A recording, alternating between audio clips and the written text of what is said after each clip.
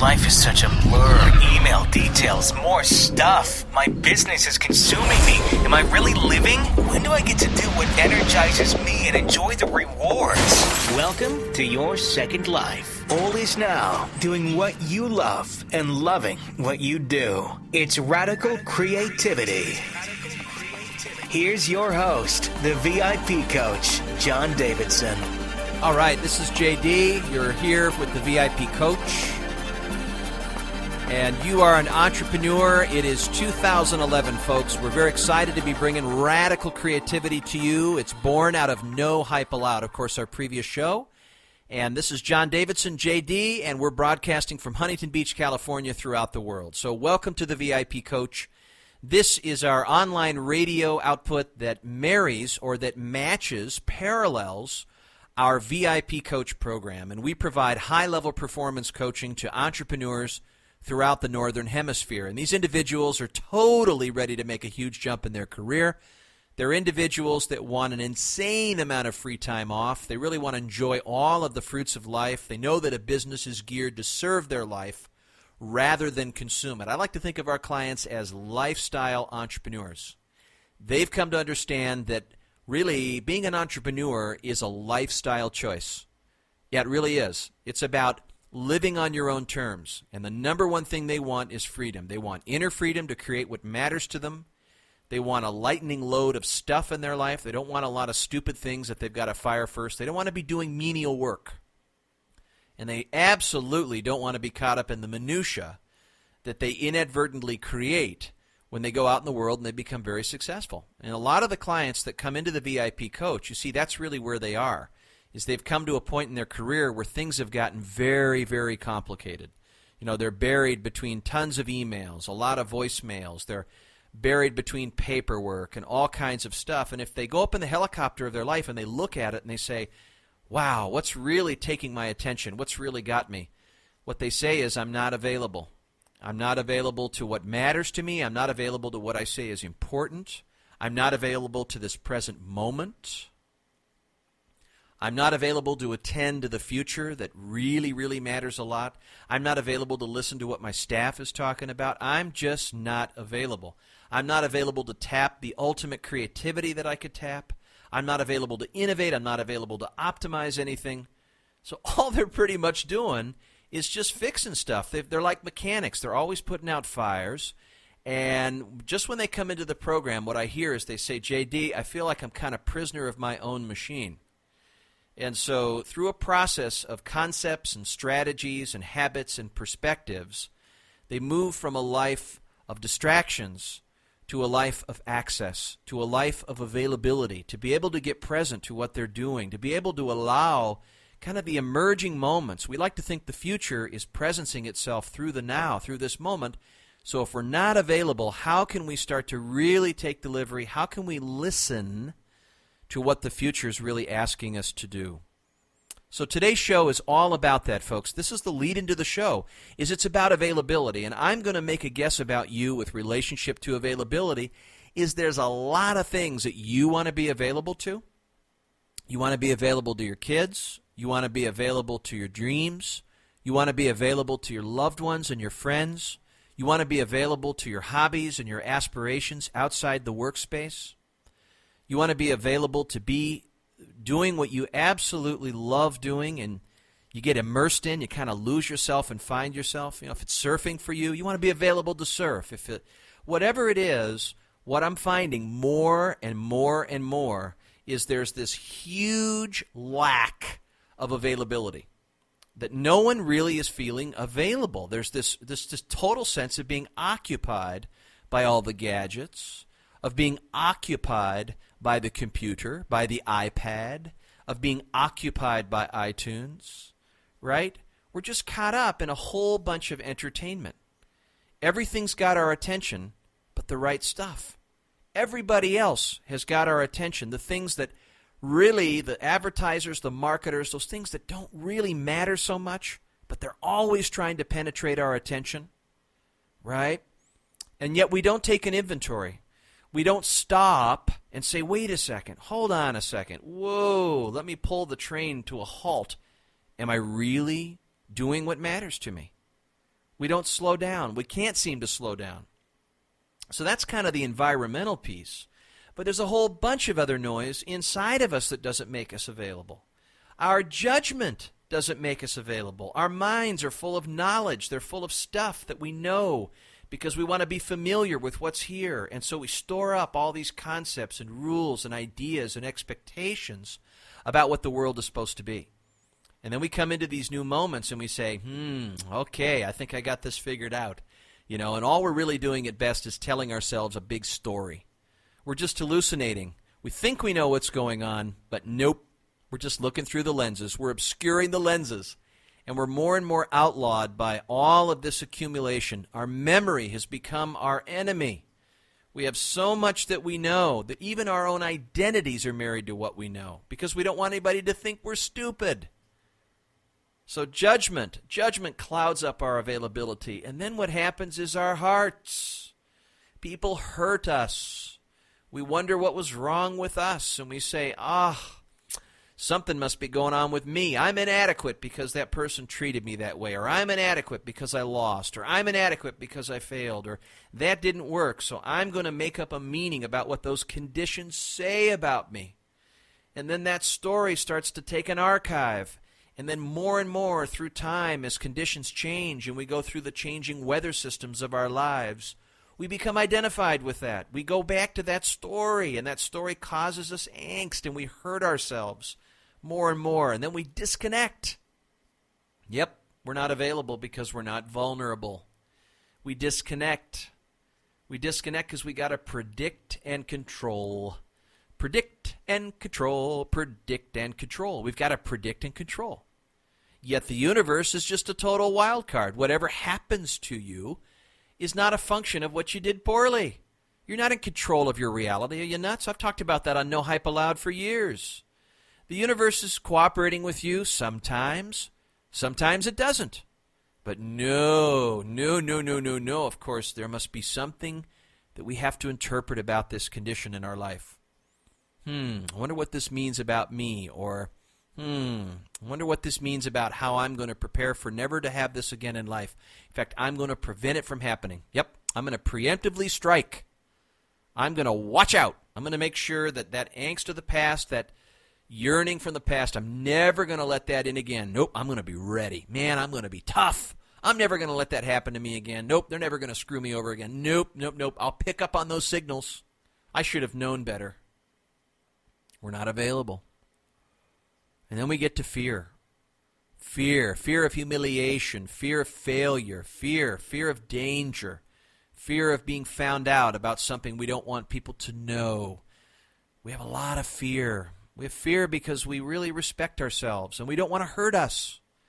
And so naturally we sense fear. And it paralyzes us. We just can't do it. I don't want to be rejected. I'm afraid I will be. Or I fear that I'll be criticized. Or I might find out something that I believe that I am. And I'd never want to find that out. We're not available. We are checked out. We're so stuck in these places. This closed mind, this closed heart, and this closed-off will. It could be an open will. Yep, we could listen from this moment. We could be present. Something else may be trying to work its way in, something new, something from the future that's trying to catch on to us. Some potential higher future possibility is trying to find its way, but no, it ain't going to happen. Nope. So all of these neat things that could be on their way in, nope. We've got to repel them because we're not available. So I think I've made the point clear, folks. Take an inventory. Take an availability inventory. How available have you been? How available have you been? How available were you to the food you ate last night? How available were you to your mate last night? How available have you been to your kiddos? How available have you been to people around you who need you? How available have you been to yourself and true to what you really say matters? It's about availability. So now we've looked at availability. We get that this availability is something that we're craving for, but what's it going to take to move from non-availability to availability? Whoa, isn't that the question? What are we going to do? What must die? What must we let go? What has got to happen in order for availability to start happening? Well, I think it's an inside process and it's an outside process. So why don't we start with the outside process? So I'm going to make a couple of guesses about you. Number one is that as you have grown up and gotten good at something, as you have developed a unique talent, my guess is that got you into business. You know, where there were things that either you saw or other people saw or both, and you said, you know, I can be pretty good at this. You know, I'm kind of drawn to this. Other people are telling me this is good. I'm getting signals from kind of the wall of sound of my life around me. It makes sense to me. You know, I'm going to go in this direction. I'm going to study that. I'm going to acquire skills in that. I'm going to follow that path because I've gotten pretty good at something. And what we begin to realize from our 20s to our 30s to our 40s, I really got that in my 20s. I mean, I don't know about you, but the thing for me was I realized I had no power at all. I mean, I realized that I had something in me to give, but I thought I could make it all work, make it all happen. I was going to be the rugged individualist. I was going to be the one to push reality around. I was going to be the one to make it happen because I was so insecure and so in doubt of my abilities that I just wanted to kind of use life in a way to reflect or fix my sense of inadequacy, right? So everything I had was an object around me to do that. Everything was a reflection of how I could be a better self, how I could show myself that I wasn't weak, right? How I could show myself I was a madman, how I could be better than my own shame, how I could fend off my own shame. And I would use people to do that. I would manipulate them in certain ways to do that, right? We've all done this, or I'd criticize something about the world or someone else so that I wouldn't have to be one of those. You know, of course, I'd be separate. I might feel worthy. So we try to deal with our sense of inadequacy. And this does not make us available. So we come into our 30s, we come into our 40s, and there's just a game changer, right? The 30s, well, we're kind of getting a sense of what this domain of self-efficacy is, what I call DOSE, D-O-S-E, a domain of self-efficacy. And as it naturally starts to rear itself, it may come through what we're doing at work, or it may come through feedback that we get from somebody else. And they say, you know, I've never quite seen it done like that before. And what you start learning is that there's something about you that is implicit. It's like a factory-made skill. It's already in you, and you kind of had it from the start. And the way it's authenticated is the relationship you have with the activity that you're doing. Notice what I just said. It's not how good you are at it. It's the relationship you have with the activity.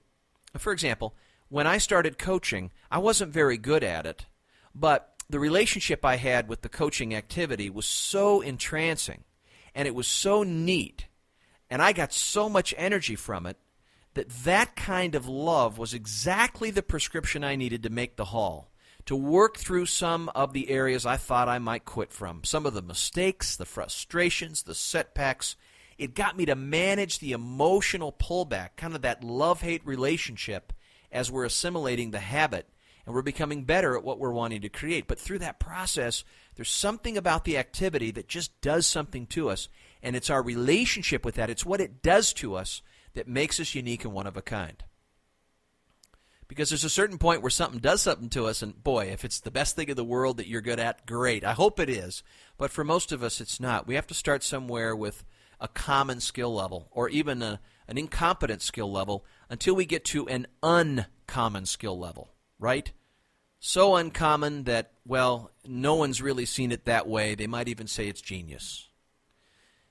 Is your life path out to find that sense of genius? No, because it's nothing you need to find. It's just right there. It pops out when you sense the kind of energy that you get from that activity. And my thought, I'm going to guess that you kind of have an idea of what that is. My other guess is that you've gotten degeniused by life. You've fallen out of that. It hasn't really occupied your attention. You know, it's a nice idea, and you know it's there. It kind of whispers at you in the places at night or early in the morning. It says, when are you going to do it? You know, when are you going to pay more attention to me? Hey, I'm over here. When are you going to pay more attention to me? And you go, I got to be practical. I got to be realistic. You know, my motivation is obligation. I can't really get to you. I don't know how to monetize you. I don't know how you'd pay me, reward me. I got a lot of responsibility. I've got debts. And so we lack freedom to access it. We can't be available to it. Why not?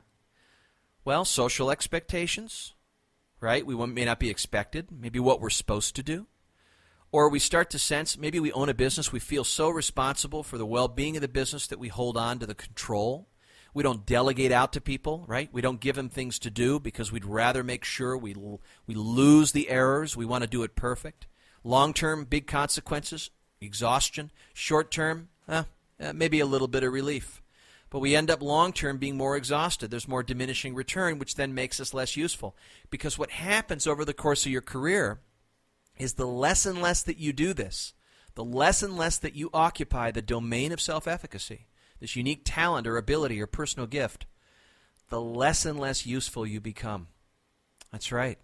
Because you're going to have conversations with people, and you're going to go into them, and you're either going to get a check or not. You're going to go into them and have a transformative discussion, and people are going to be moved forward or not. And the thing that moves them forward is this unique ability that you have.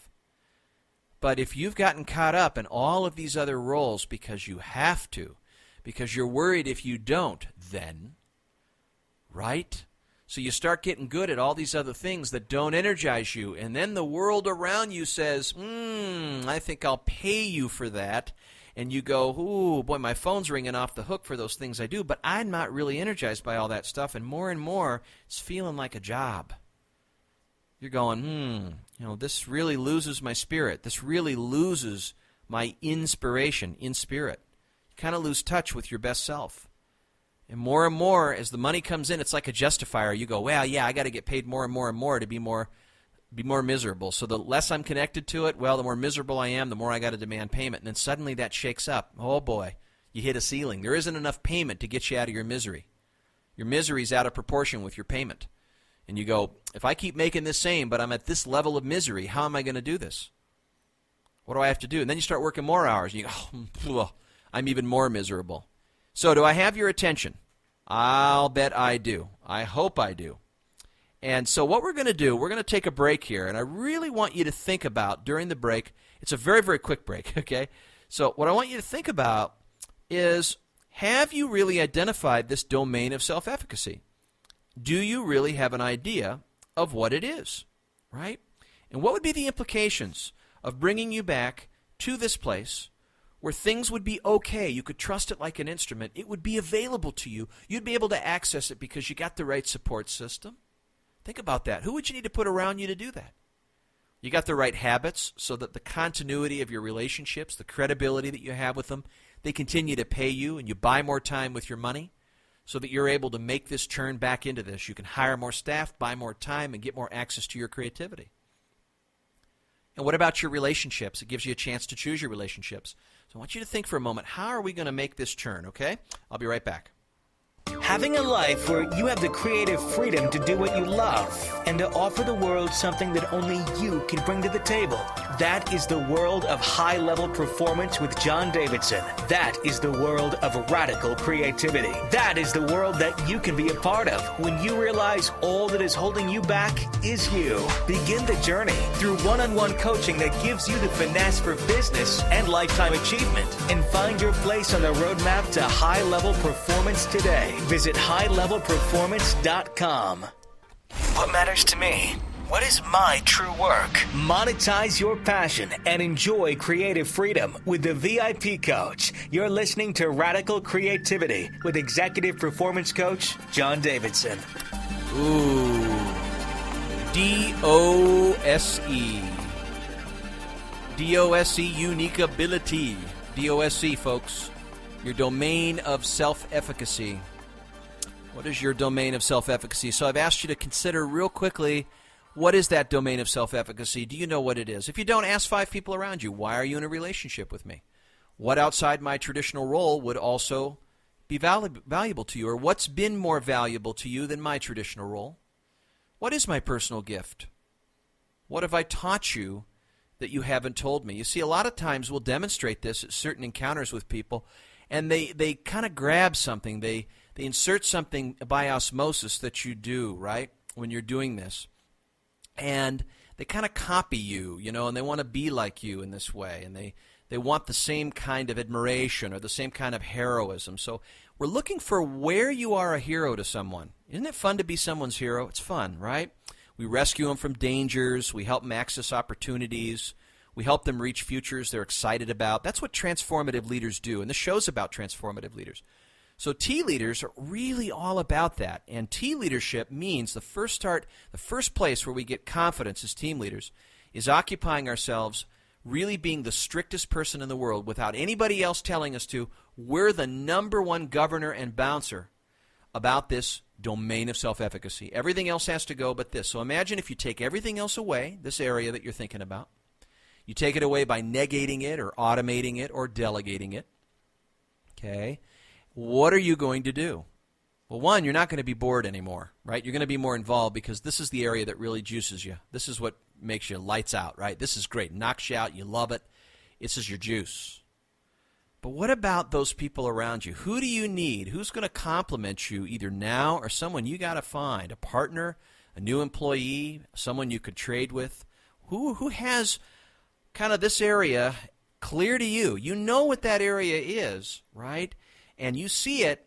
Maybe you haven't told them. Maybe you haven't gone to them and said, there's something about you that I got to tell you that's just one of a kind. You're the only person on earth. You're the best person on earth to do this. And I've got some things that I've got to get out of kind of my domain, but you seem energized in these things. How would you like to take them on? And this becomes a whole magnet, a whole framework from which the relationship can work, that I'm really key in an area, you're key in an area. Is there a way we can make an exchange? Interesting idea. You might do it with alliances or potential partners, or if there's another salesperson in your office and you have a specific area and you're really, really, really, really slowed down by it, or you never want to touch it again, but maybe this is an area in there that they're really excited about, or maybe administration's excited about it, or your customer service partner's excited about it. So by looking at this idea and looking at it through this lens, you begin to become very conscious about your availability here. Again, availability means helping the world see the opportunity of the true you, being more of yourself, and being competitive. That's what T leaders are. They're individuals that are true to themselves. They don't deny themselves to the world. They know how powerful their properties are, and it's because the world has told them. It's not arrogance. It's not coming out of, I'm more superior. Not about that. You have certain things that other people cannot match, and it's because of that relationship you have with those activities. You love doing that more than others. Sure, there's a lot of people that may do the same thing, but the level of love and the level of energy you get from it is what authenticates you. That's your sign. That's your billboard. That's what authenticates you. That's what speaks the loudest volume. That's what has the ripple effect, you see? So that's one idea, the domain of self-efficacy. Now, what T leaders do is they have this process. It's like moving from a caterpillar to a butterfly. There's a transformation that I see happen when they get really, really clear and they get available to this unique ability or this access point, and they start putting it into all of their interactions and kind of making a moat around the castle, so to speak, so no predators, no vampires can get in. There's no tasks that can get in. There's no stuff. There's nothing that's going to take them off of this. They're totally sensitive about it. They're staying true to it. In fact, they've made a schedule. They have certain days where they just focus on activities that are related to this. And interestingly, you'll find that most of the activities related to money involve you doing this.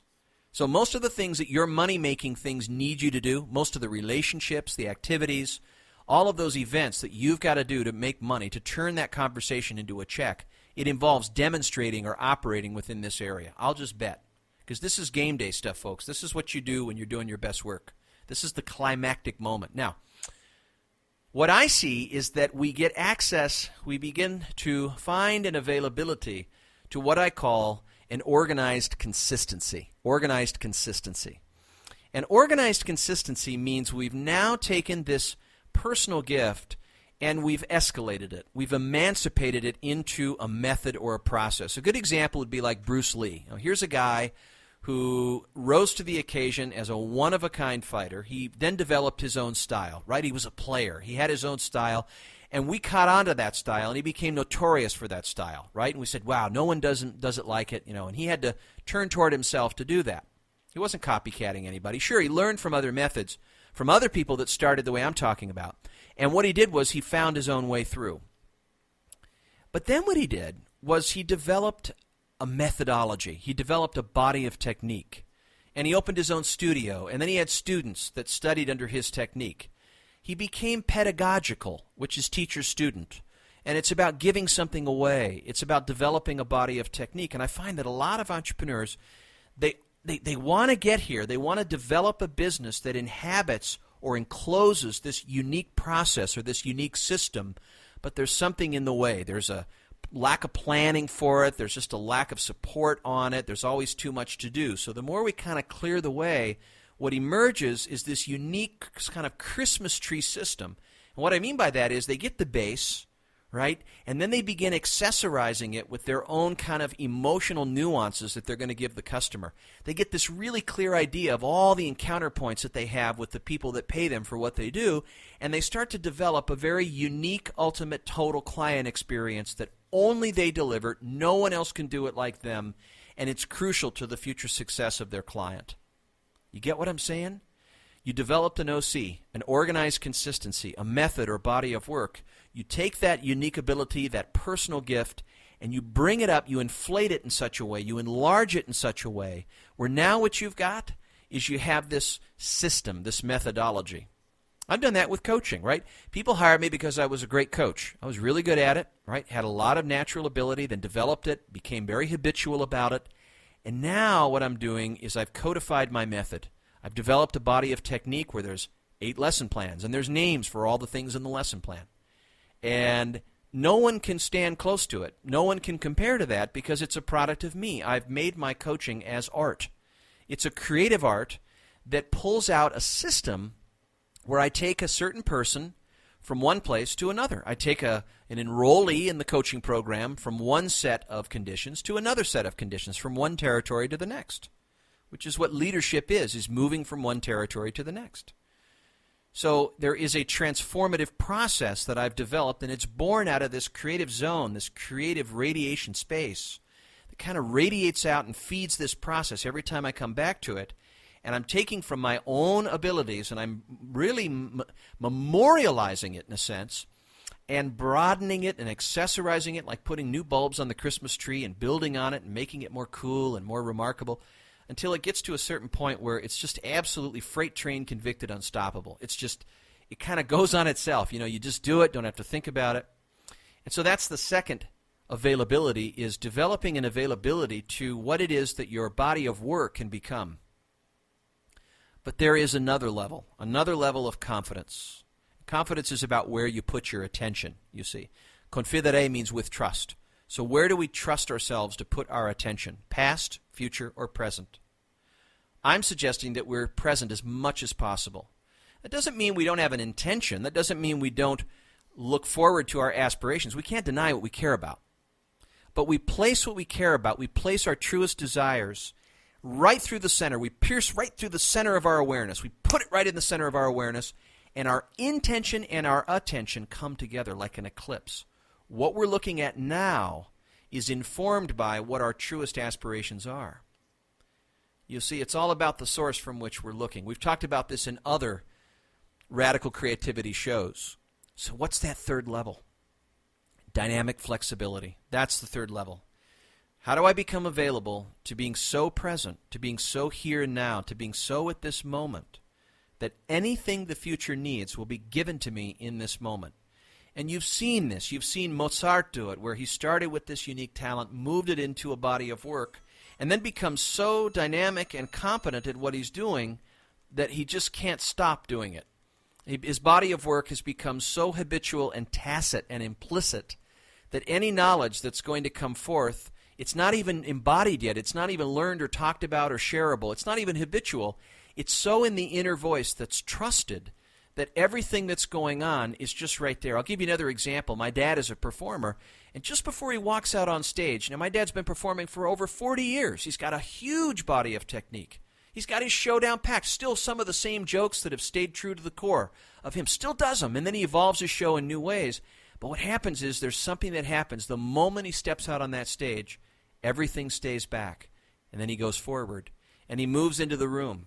And whatever that room is needing, he kind of works from there. He works from something else. He works from the side of the room rather than himself. It's kind of third person rather than first person. Rather than operating from what he knows, he originates separate from that. He originates from the needs of what's there.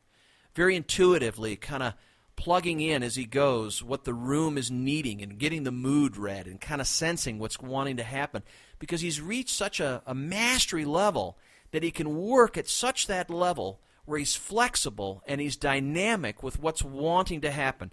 It doesn't mean his method goes away. It's just there. It's kind of there sub-level. It's already working its way in, but there's no determination at all. And his process, it's extemporaneous. He's already falling back on it. We've seen this happen with great performers, with business people who are absolutely genius when they access this area. They become so immersed in this area, and we witness it and we say, I've never seen a performance like that. The way this person handled it, and they're almost surprised by it. They walk out of the situation, they go, man, what came through me there? It's almost like something joined up with me. I became so automatic that I was kind of hanging on the frame of something else. I was able to let go and be kind of insubstantial and insignificant. I stepped aside and something else came through. It was like Roger Federer when he played Andy Roddick in Wimbledon in 2009. Roger went, yeah, I played him 18 times, but I'm going to play this one from zeros. I don't know what the game's going to bring. He's probably coming out with something different. I could come out with something different. And what Roger found was he found the way to the game. He found his way to win. Sure, he had to carry through all of his experience. Sure, that carried him, all those things. But they weren't there up front and center. That really wasn't the locus of his attention. He was focused more on what was needed from that, just so confident and attentive to what was going on. I can't think of a greater level of availability in interacting with life, of using our life, the energy of our life, to really wake up to what's here. Not the energy of ourselves, which comes from our skills and that sort of thing. There's a shift where the energy is shifting from rather than to. We gather energy from what we're creating, and it kind of stares back at us. It wakes us up in a way, and it becomes aware of us and kind of breathes and says, follow me. Here's what I need you to do. And we're hanging on that moment without any anticipation, without any yearning from the past, without thinking about what the room's thinking of us, without thinking about what we think of ourselves. None of that's identified.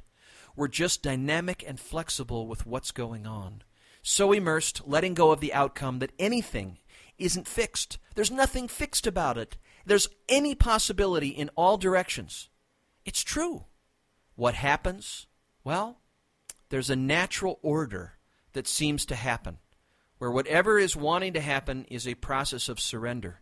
It's dynamic flexibility. It's the greatest trust of all. So we're seeing a ladder, kind of a ladder of confidence, right? We start off with this unique gift or unique ability, personal gift synonymously, and then we move it into this space called an OC, an organized consistency, a methodology or body of work that we're recognized for. It's our art, and we become pedagogical, almost a teacher of this method that we continue to accessorize and improve over hours and hours, 10,000, 15,000, 20,000 hours. And then people look at us and they say, wow, that's a master. And then we get to a point where we say, I don't know how I do it. I just do it. And they say, well, how do you do it? What do you do? And you say, well, I just do it.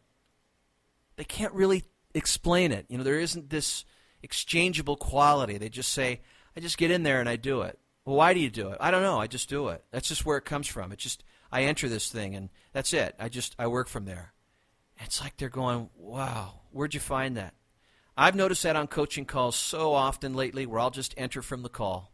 I'm letting go and I'm letting go of my agenda. I've got plenty of techniques. I got all my info around me. I got all my tools. I got everything. I'm ready to go. I got my cockpit ready, right? But I'm working from the call. And when I do that, I notice that whatever needs to happen on that call, in the flow of it, in the flux of the call, will be needed by me. And I'm going to listen from there. I'm going to work from something else rather than me.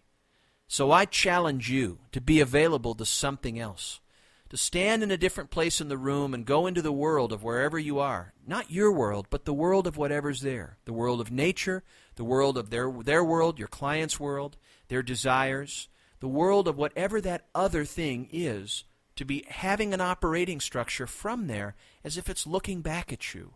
And you just surrender. You let go and make yourself available to what's needed. It requires a very deep and consistent listening. So folks, this will be our show for today. As always, find something out of the show that you related with. Maybe you unplucked something from what I said that was just for you. I hope it was. And we're going to be back here. We do these shows about once a month. So you can find us on iTunes, of course. I appreciate you listening to our podcast today. If you'd like more information about the VIP Coach, it's very simple. You just go to highlevelperformance.com, and you can find us there and learn more about our exquisite coaching program called the VIP Coach. We also have books on Amazon.com and Lulu.com. There are 3 books on there. Just look up John Davidson and start with The Day I Built My Barbecue, a spirited book about creating this kind of freedom and being more available to what really, really is important to you, what matters to you in your life, and organizing your life on your own terms, despite all of these eager distractions and temptations that we get caught up in. So thank you very, very much. Our phone number is 714-375-6624. Again, it's at highlevelperformance.com. Thank you very much. For more tools on how to liberate your gifts, become more valuable, and on purpose through radical creativity with executive performance coach John Davidson, visit highlevelperformance.com and be sure to follow John on Facebook. Check back soon to continue the journey toward radical creativity.